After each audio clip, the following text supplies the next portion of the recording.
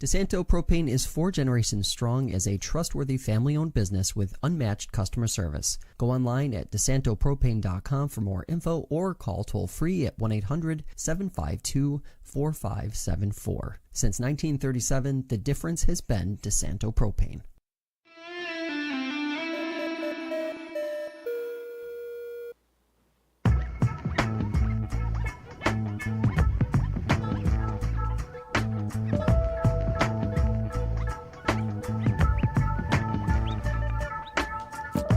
All right, everybody, welcome into Fresh Takes with Russo and Felice. Paul Russo here, Nick Felice here as well. It is our final Fresh Takes before we go to summer hours for 2025. So, season finale. Kinda. Not a ton to really talk about, but we do have some stuff, so we'll kind of jump into a bunch of different stuff. Nick played basketball with you for the first time in a while yesterday. How you feeling right now? I just played basketball with you. First time I ever played basketball in a long time. So just me in general. Not bad.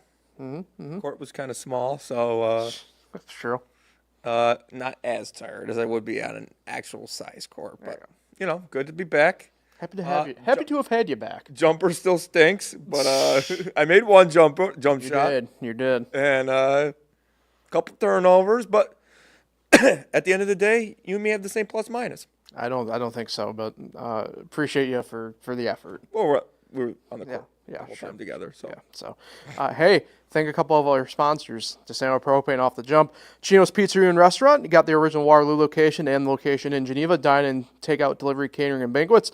Go online at chinos.com. Live, laugh, and eat well. It's the Italian way.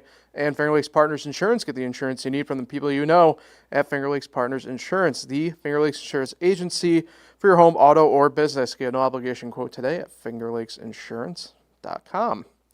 All right, Nick, before we went live, not right before, but I had just gotten done kind of doing the prep work I have to do behind the scenes for this, and we finally have a saga. It's the month-long Knicks head coaching situation. Mike Brown, the New York Knicks new head coach.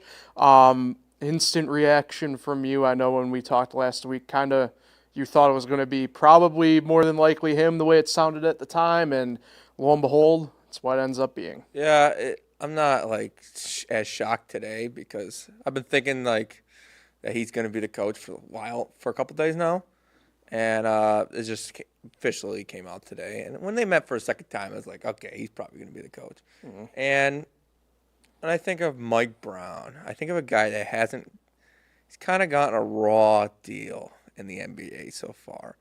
The whole, Lakers situation was ridiculous. To give him one season and then to get fired after 5 games in the next season was ridiculous. He had something building with Sacramento, but then has a bad year, and he gets fired there. And then, of course, he had success with Cleveland as well, thanks to LeBron. But, there could be worse coaches, yes. It's interesting.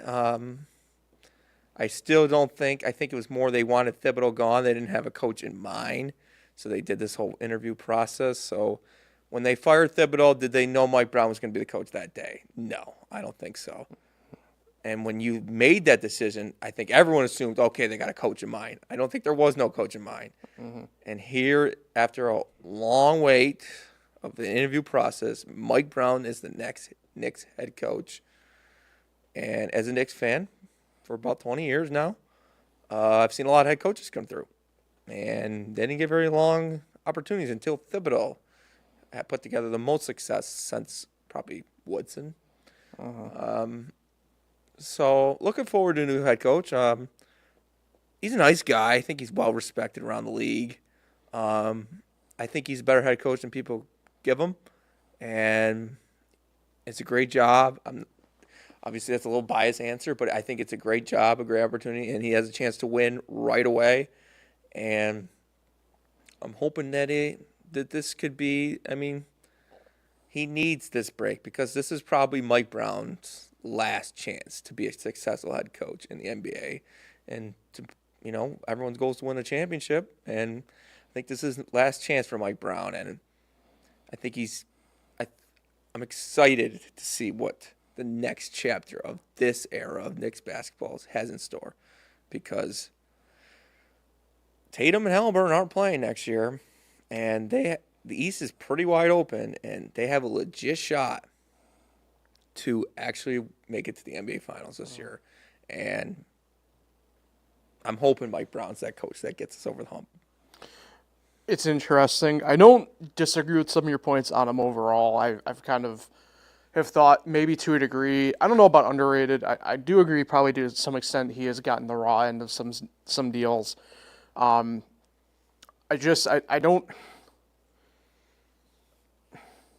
don't know what fully changes for the Knicks now. I just don't. Look, the start of the Mike Brown era, no matter where he's been, has always been, outside of that Lakers stop, obviously, has been peak pretty much right away, and then some sort of decline, right?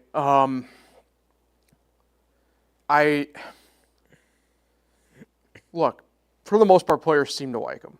For the most part, it just feels like the Knicks kind of settled, and I think it goes back to at the start where I do disagree with it. I think they had a name in mind, and it just did not pan out the way that they had hoped. Who do you think it was? I tend to think Malone. And Malone, I don't know in this process what the deal was, but I don't. I was hoping for Kidd. I think that's the really true at the core one, but like look, I think they could have gone a lot worse routes, obviously. I just think I go back to something I initially brought up a couple weeks ago. If you're in the position they were, even though I agree 100% with firing Thibodeau, and I've been saying it for a year at that point before, but I don't think with the team that you had at the time you do that without having some sort of plan in place. And I still think at the end of the day, they just didn't have one for whatever reason. We'll see, obviously, right? I mean, we're still, technically speaking, early on in this NBA new calendar year cycle and stuff like that. Who knows what might happen, right? You still have some big-ish, contributors of players out there.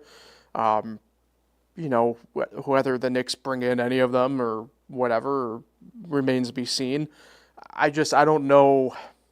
I don't know if much changes now for the Knicks at the moment. That's my main thing. I don't know if the end result next season changes what it was to this season. And I think that's the tough part for me if I were a Knicks fan like you in the spot where it's like, cool, don't know what this actually does though. Yeah, it's just they don't have much more to go, Right. We were that close to the NBA Finals. Yeah. Thibodeau almost got us there. And it's like, what coach out there was going to get us over that hump? And I don't know if there really was one. Maybe Malone. Maybe Kidd. Mm-hmm. But they're going to give Mike Brown a shot. And once all those coaches, like the teams denied their interviews and all that stuff, there wasn't much to choose from, Some of these coaches they were interviewing, like Borrego and Jenkins. And I think Mike Brown, I don't know if he was the best out of those guys, but he's definitely got a decent resume. So he's proven that he can win in the NBA. But can he win a championship? Right. Because if the Knicks don't make the Eastern Conference Finals this year, people will be looking like this hire wasn't, it didn't do much. Especially knowing what we know about the East this upcoming year. Yeah. I mean, yeah, anything like maybe East semis, you could be like, okay, you still had a good year. But if they're knocked out in the first round, that's going to be a disappointing season. Yeah, I don't know. I think it remains to be seen. Anything really catch you off guard from the first couple days of NBA free agency and new calendar year? My guy Connaughton moving on. Sure. Going to Charlotte. Mm-hmm.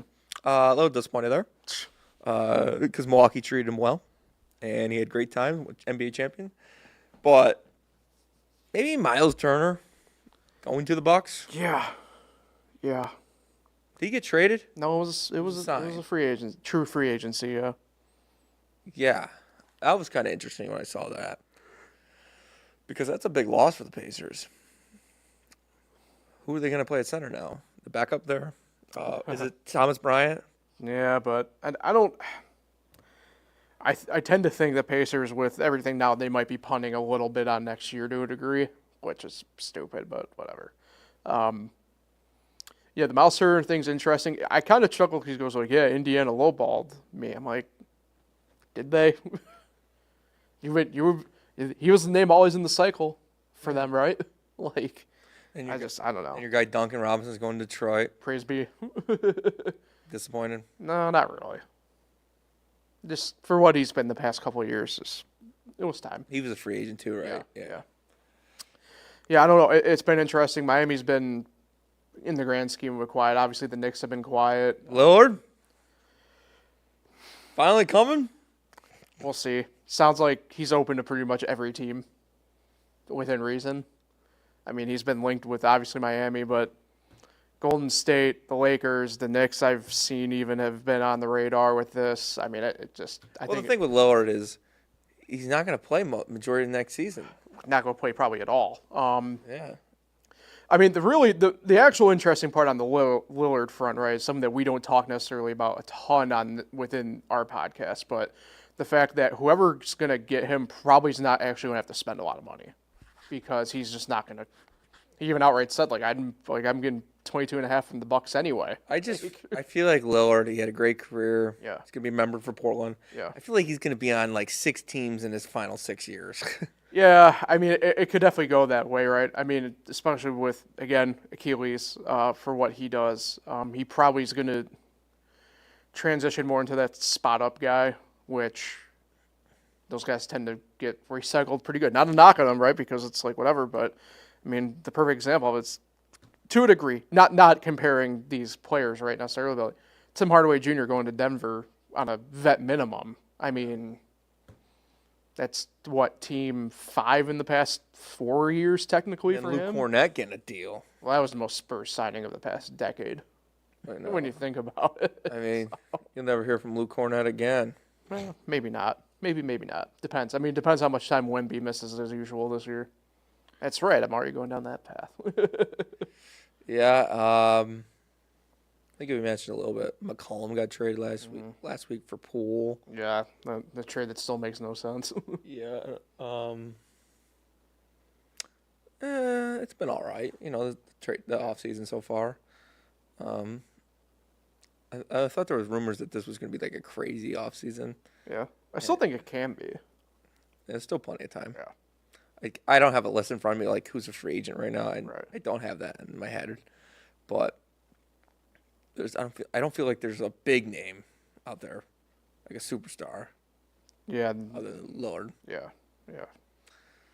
I mean, I guess it kind of depends how you want to view the Giannis situation now, but again, that would have to be through a trade and not free agency. So And they're gonna want a lot. same, I guess, in essence, with like Jaylen Brown, for example, right? I mean, Durant's getting that kind of price tag. Yeah, not so much that one.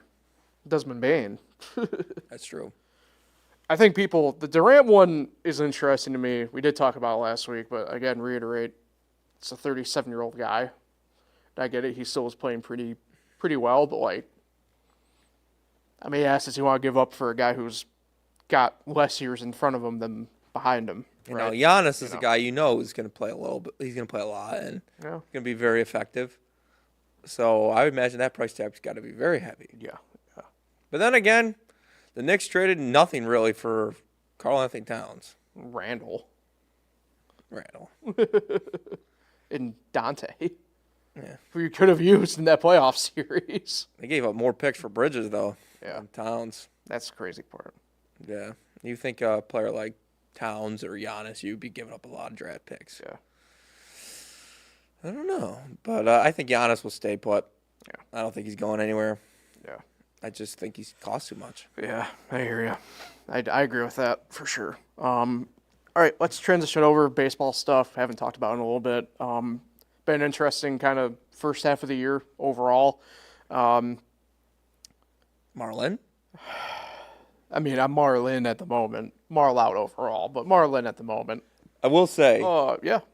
if the Marlins come anywhere remotely near 500, Clayton McCullough should be manager of the year. I mean, it's an interesting spot. That team isn't. I don't. We see this every now and then with like young teams where it's like they just don't know any better. You probably made the case of the Marlins a couple of years ago, right? That first Skip Schumacher here, literally 2 years ago, I guess. Was manager here. Yeah. I don't know. We'll see. That. A lot of young pitching. Great young pitching. Yeah. The interesting spot for me here is kind of like some teams we thought were going to be in contention and just really aren't necessarily. Like the team that caught me a little bit off guard, like last night, for example, and I pay attention. Like, I don't know if I fully realized, like, oh, the Guardians are actually below 500. Like, that makes no sense to me. Like, that's a team that should be above it, in my mind.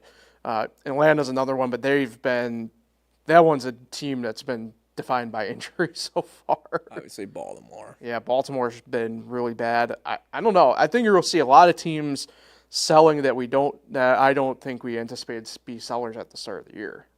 That being said, maybe not so much in my mind Cleveland or Atlanta. Baltimore, though, they bring a guy like Zach Eflin in who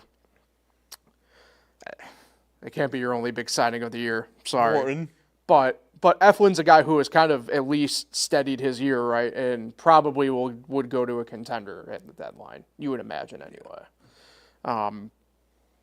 It'll be an interesting kind of run here until the All-Star break.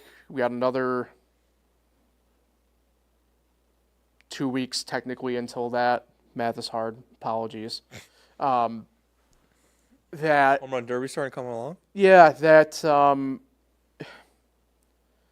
will be interesting for some of these teams to figure some stuff out, I think. There's not a ton of breaks going into the All-Star break for a lot of teams. No, and ever since they moved to that third wild card team, the trade deadline's always been interesting because there's a lot of teams that still feel like they're in it. I mean, there's really only a few teams that are, that like aren't going to make the playoffs. It's like one per division, I guess. And even the Marlins are the hottest team in the league right now, with winning 8 in a row. Mm-hmm. And then my Pirates might be winning 6 in a row. They're 1 inning away from shutting out the Cardinals in all 3 games this week. So that's kind of cool. Donnie Ball. But they're not really in it either. The whole rest of the division is, the NL Central, that is. And I don't know how many – there's a lot of teams in it. I don't know how many title contenders are in the MLB right now. Yeah. And the American League is so tricky because nobody really takes the AL Central seriously. Right. And the Tigers are very good. Yeah. I mean, the Tigers got 12 games in hand right now. And Skubal is legit. I mean, Garrett Crochet's having a great year. And he probably doesn't even have a shot at the Cy Young. Yeah. Max Fried's had a good year. And he doesn't have the shot at the Cy Young because of the Skubal. Right. But are they? And then there's the Astros. The Astros are always. Well, the West has been an interesting one, and things have kind of separated out a little bit here in the past few weeks. And the Astros might not have Jordan for a little bit still. I mean, the Astros got 7 in hand on Seattle. I mean, the Central. Go back to that for a minute. It's kind of crazy. I mean, Kansas City's, to me, is really underperforming this year.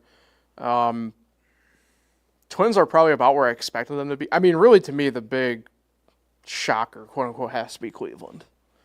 And what's the record right now? 40 and 43. Wow. Yeah.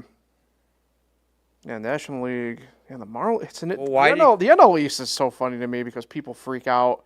Like Mets fans freak out. They do this every June where they go lose 10 in a row. But going back to Cleveland, why did they trade away Naylor? I don't understand that trade at all. I understood it in theory, only because they had to figure out.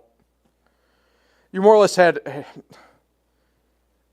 were pinned between a rock and a hard place. Like, do you go with Manzardo, who has been top prospect for a year, or do you go Naylor, who you, honestly going into this offseason you were probably going to have to overpay? I mean, I don't know. I do chuckle. I'm the guy in here who tells you that teams can spend, they just choose not to. And I mean, Jacobs Field, still a great field. Yeah. Also, did you see Cleveland's Fields is in on the new Superman movie? Kind of cool. Yep, the Meteors. Thank you. The NL Central, the team on top surprises me. I don't know if I fully anticipated the Cubs being where they were or where they are. Still kind of don't. The crazy part is, I don't know. I know you probably don't feel this way, but like seeing the Pirates be only like 14 games back at the bottom is like, I'm like sitting here going like, in theory, we've seen crazier. I don't know. The NL Central, I think it's a sneaky good division. The NL West is good, but I mean the Dodgers kind of like Tiger situation where they just have a lot in hand, and at least the couple teams directly behind them aren't below 500 though. You buying stock in any of those 3 other teams in the NL West? Padres, Giants, Diamondbacks? Depends deadline stuff. I trust the Giants more than the Padres, though. Padres have had some inconsistencies, to say the least. Yes. I mean, hell, you really can't say, you can't technically rule out anything Diamondbacks-wise. I mean, the Rockies are just miserable, so. Been playing better, though. Yeah, they're 2-8 in their last 10, so sure. I mean, the team that's like they're doing better than whatever is probably like the White Sox, who are, they aren't like last year. They're not great teams. No, no. How about the Angels, though? Yeah, I feel bad. Washes out for the rest of the year, obviously with the health Is it the rest stuff. of the year? Yeah, and since then they've kind of, well, I mean they're 6-4 in the last 10, but they've. What was the health issue? Undisclosed, I think. I don't know. That sucks. Yeah. That's unfortunate, but yeah. They've been playing well. What do we want to do first here? Movie review or what we got going on this weekend for the 4th? Like what, Let's do a movie review. Yeah. 5 seconds. I'm only doing 5 because whatever. For the F1 movie. All right. F1. Went and saw it Saturday. Greatest sports movie of all time. That's what you're saying. I did the right thing as being a motorsports fan. I went in with a pretty good open mind. That said, there were still moments where, like, and Nick and Matt as well could attest to this. I was just like, this is not exactly how Instant reaction on your Instagram story. You put 9.5, I think. 9. I upgraded it from a 8.5 to a 9. Really, just a banger of a 2-hour and, for lack of whatever, 40-minute film. Went by fast. Crazy. You're right, and look, we've had to sit through some. Obviously, we go and see a lot of the Marvel movies. We have to sit through a lot of long movies now, right? And even the good ones kind of feel sluggish at times. There wasn't really a ton of that in this movie. No. And I don't know inherently if it's like you're racing, you can't. In racing, like there isn't that necessarily. Because to be fair, there was a ton of non-racing action within this movie. Mm-hmm. But I think just the way they were able to shoot it and capture it was great. I'll kind of leave some of this more to you because for me, it's a world that I am familiar with, right? And while you are familiar to a degree with some of the racing world, this was probably one of your first, frankly, in-depth experiences with F1, I'm assuming. Like, what was it like for you? Obviously, I know you loved the movie. You just said you think it's the greatest sports movie of all time. That one I for sure don't know if I agree with you there by any means. But I know you and Matt were very, I guess, congratulative of a lot of the, frankly, even though we aren't this type of podcast, but like the cinematography of the movie and stuff like that. Yes, I think it's the greatest sports movie of all time. I think I got like Moneyball number 2. Mm-hmm. I don't know what my number 3 is, just off the top of my head. But Remember the Titans. Yeah, Remember the Titans could probably be it. That is a great movie. But what was great about this movie is they made it feel like, as the viewer, like you were actually driving the car. Yeah. And I thought that was really cool. And there is a ton of racing in this movie. Mm-hmm. You think about like sports movies, you're like, how much sports action are they really going to show? Is it going to be just more about the story? This movie was all about the racing.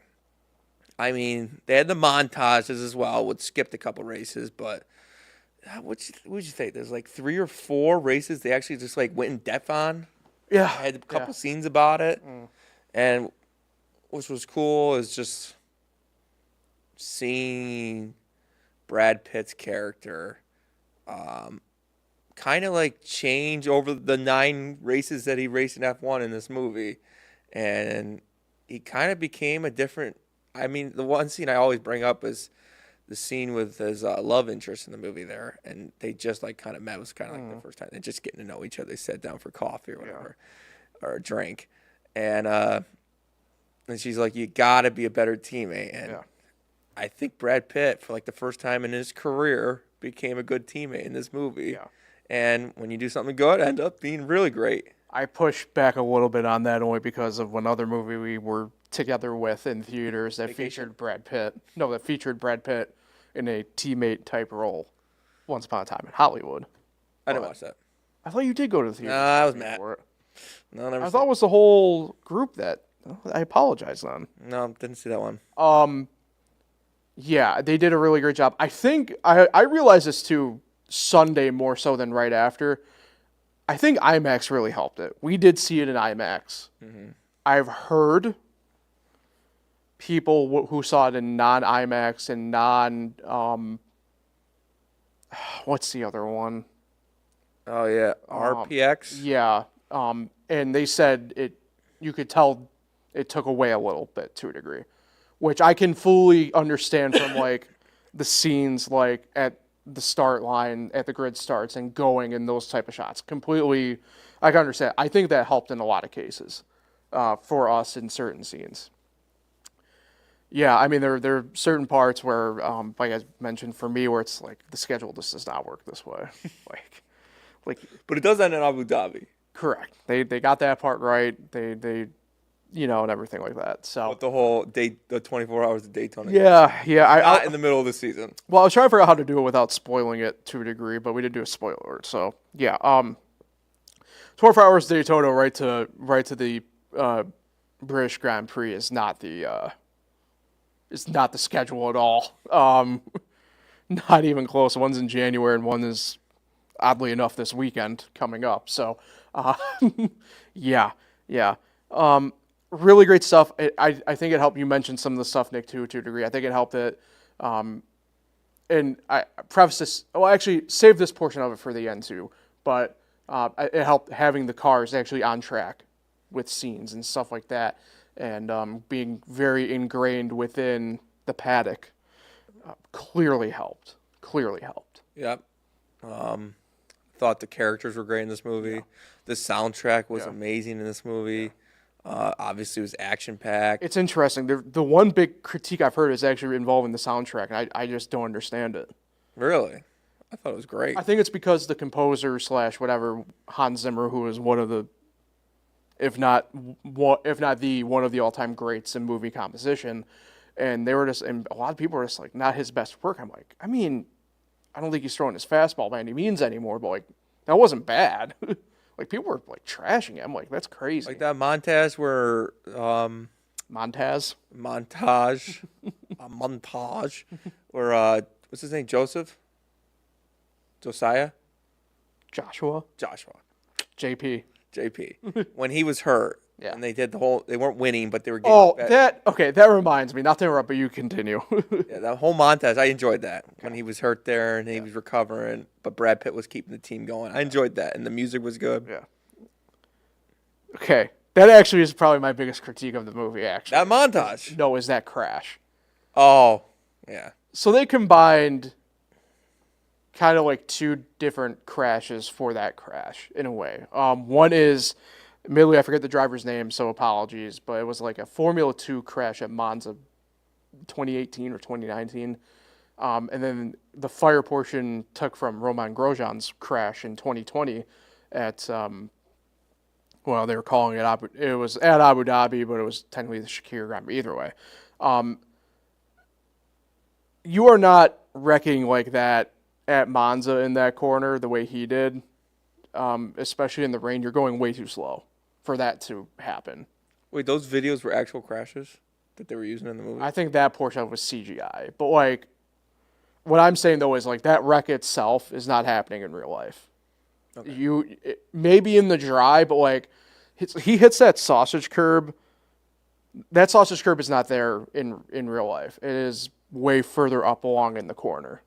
So I'm just like when that wreck happened, I'm like looking at him like that's just the most like. And then you also noticed Brad Pitt's injury. Yeah. 2 different tracks in that one scene. Kinda. We talked about that a little bit too. They mentioned in the movie it's the Spanish Grand Prix.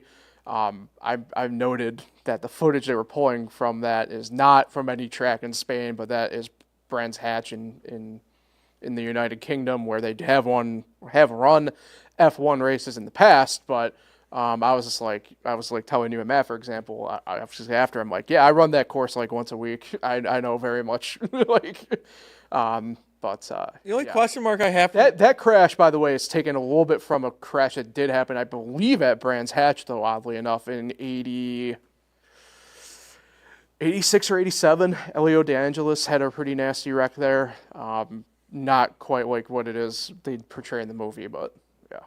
Only question mark I have is when JP gave Brad Pitt a present. Yeah, What was in that present? I think it was just kind of generic, not like generic, but like probably like chocolates or you know what I mean, like something whatever. But He was just showing that he felt bad for him. Yeah. It's going to be interesting. On the heels of this, the guys who made this movie, Jerry Bruckheimer, guy who brought us Top Gun 2, and the reason why I tee it up this way, Days of Thunder, right on the heels of this, Days of Thunder 2 is in the works. That's a movie that I'm assuming you have not seen, Nick, but it was innovative at the time. It's NASCAR based. Similar structure to how they made the F1 movie work in essence. So I'm intrigued to see how that fully comes. I've never seen that. So yeah, we'll have some maybe a movie night here at some point. After almost a week of seeing it, I'm still giving it a 9.5. I'm still doing 9. Yeah. 9.1? No, I'm doing 9. I don't do the decimal system outside of halves. You do halves. You do halves. You do halves, but I'm just going 9. Okay. All right. So it's a great movie. Yeah. Recommend. All right. We're getting out of here, obviously, for the summer every other week here, kind of going forward. 4th of July this weekend, Nick. Joey Chestnut. What do you got? So, yeah, obviously for your hot dog eating contest, what else you got going on here? Mariners Pirates, big weekend. So you guys going? We thought about it. Where is it? Seattle. Oh, never mind then. We did think about it. I thought it was Pittsburgh. Last year. But, no, it's cool. It's always interesting when the Mariners and Pirates get together. Go Pucks. Okay. I'll be back down in Pennsylvania again. Yeah, have fun. Down on the lake. Get a couple hot dogs in you. A couple hot dogs, a couple brews. Fireworks down there, I assume. I'm actually missing the main fireworks this year, only because of the way it's structured. I'm not going to be able to make it Thursday night when they do them. So who knows? Maybe I'll go to Walmart and buy some fireworks. Yeah. Do I have to have a license? No. Really? Correct. I can They also aren't selling you the big stuff. I'll just stick with the sparklers. There you go. Still don't trust you with them, but yeah, but should be good. So everybody stay safe, healthy, all that fun stuff for this. Every other week, off next Wednesday, back at it on the 16th, I think. Yes. Had to do the math quick on that. Nick, who are you shouting out today? Joey Chestnut, no. Whoa! 17th. Friend of the program. 17th hot dog eating contest. Could be his 17th championship on Friday. Room for that. But, no, I'll shout out my brother, Matt. Oh. We miss him on the podcast. Friend of the program. Yeah, we miss him when we used to do it, where he could do it. Speaking of it, I have a fantasy update because I'm playing Matt. I now have the lead. What's the score? 22-11. And that, if you don't know, that's pretty low scoring for a Wednesday afternoon. It's bad. But yeah, shout out Matt. Mariners Pirates this weekend. Should be a good one. Go Bucks, like I said. Appreciate that, Nick. So you're on Joey Chestnut for sure here, confirming, lock it in.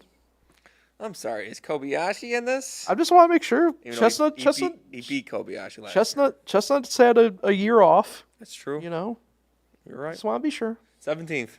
Okay. 17th, back at it then. We'll talk with everybody here in a couple of weeks. Enjoy the 4th of July, everybody. We'll talk with everybody later on this month.